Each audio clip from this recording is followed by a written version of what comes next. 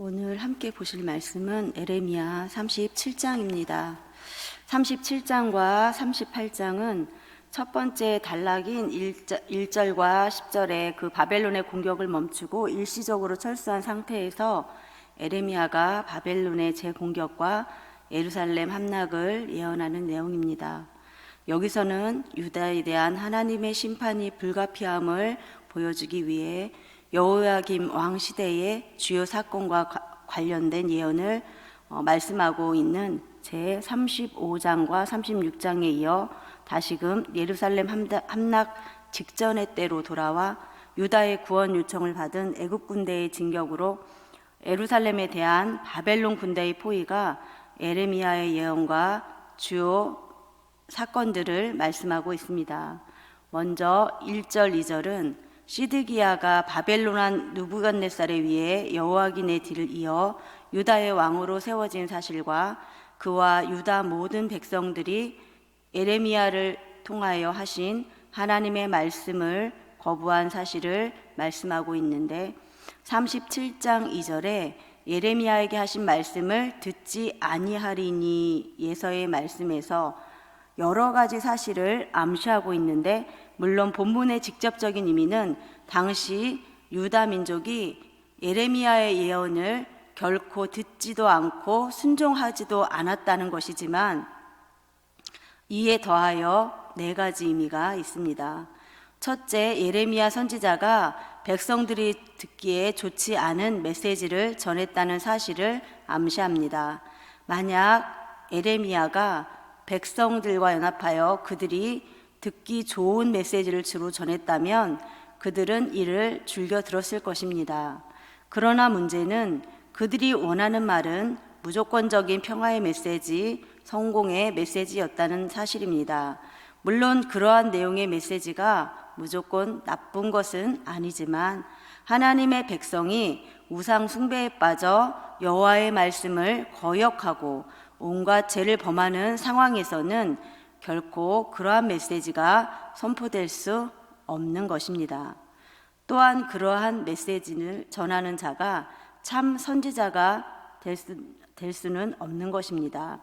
오히려 이와 같은 상황에서 여호와께서는 참 선지자를 통해 백성의 죄를 지적하시고 그들에게 죄에 따른 형벌을 내리신다는 메시지를 전파하실 수밖에 없습니다. 그러나 당시 유다 백성들의 마음은 완악한 상태였고 그들의 삶은 왜곡되어 있었기 때문에 그들은 쓰디쓴 메시지를 전하는 에레미야를 배척한 것입니다. 둘째 본문에는 백성들이 예레미야 선지자의 권위를 인정하지 않았다는 사실을 볼 수 있습니다. 이는 사실상 당시 수많은 거짓 선지자들의 영향력 때문이기도 했습니다. 여호와께서 보내신 참된 선지자는 예레미야였지만 오히려 백성들은 자신들의 타락한 본성이 원하는 메시지를 전하는 거짓 선지자들을 하나님께서 보내신 참 선지자로 여겼던 것입니다. 나아가 이는 그들의 하나님에 대한 개념까지도 본래의 개념이 아니라 자신들의 타락의 욕망과 왜곡된 가치관의 틀에 맞게 변형된 개념으로 바뀌었다는 것입니다. 셋째, 예레미야를 대표로 하여 여호와의 선지자를 배척한 유다 백성의 행위는 사실상 그들이 가나안 땅 입성 이후 멸망할 때까지 줄기차게 보여주었던 모습입니다. 말씀을 살펴보면 예레미야만 예언의 대상인 이스라엘 자손에게 배척을 당한 것이 아니라 참 선지자의 계보를 잇는 엘리야, 아모스, 이사야 등 수많은 참 선지자들이 한결같이 이스라엘 자손에게 배척을 당하였습니다. 이는 이스라엘의 패역함을 잘 증명해주고 있습니다. 이러한 유다 백성의 배척은 예수 그리스도에게서 그 절정을 이룹니다. 그리스도께서는 당시 모든 권세자들에게 배척을 당하시고 억울하게 십자가의 처형을 당하셔야 했습니다.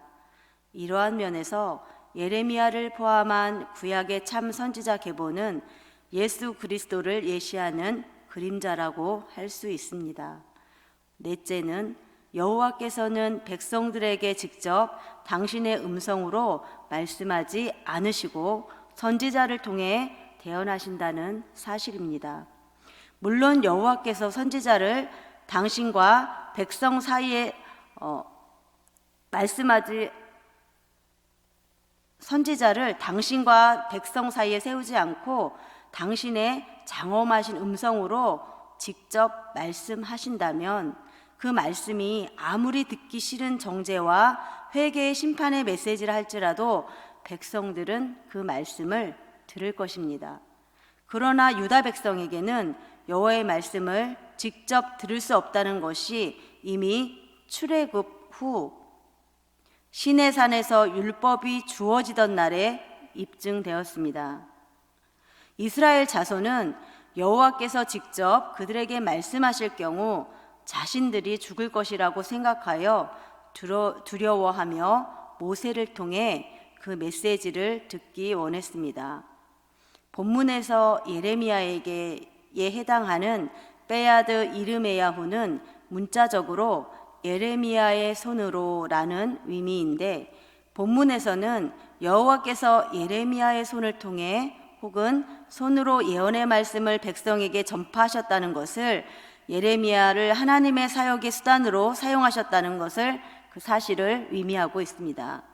선지자로서의 예레미야의 이 같은 특징은 선지자로 번역된 한나비란 표현을 통해서도 잘 드러나는데 이 단어는 당대의 여호와께서 인정받는 유일한 선지자라는 뉘앙스가 함유되어 있습니다. 그리고 한나비의 원형 나비는 어원적으로 물이 부글부글 끓는 것을 나타내는 단어에서 유래하였습니다.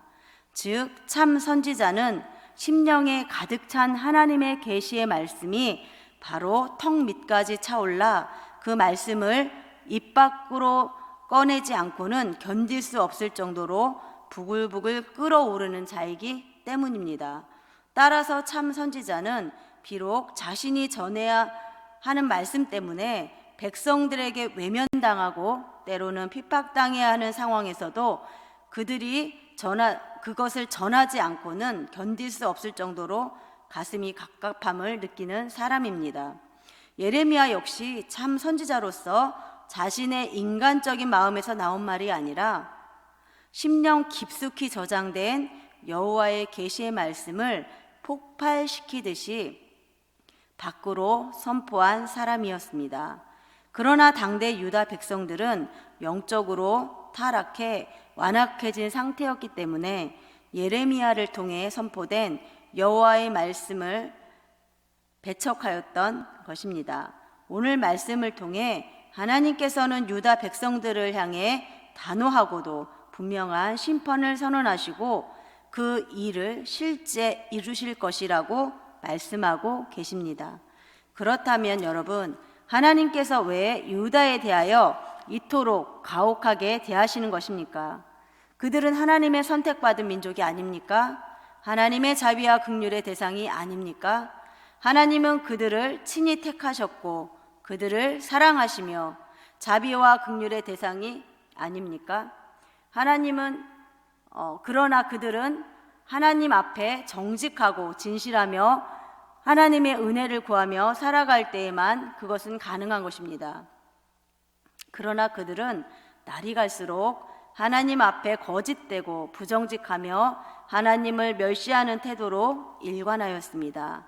수없이 많은 회개의 기회와 회복의 기회를 주셨지만 이를 아무렇지도 않게 생각하였습니다.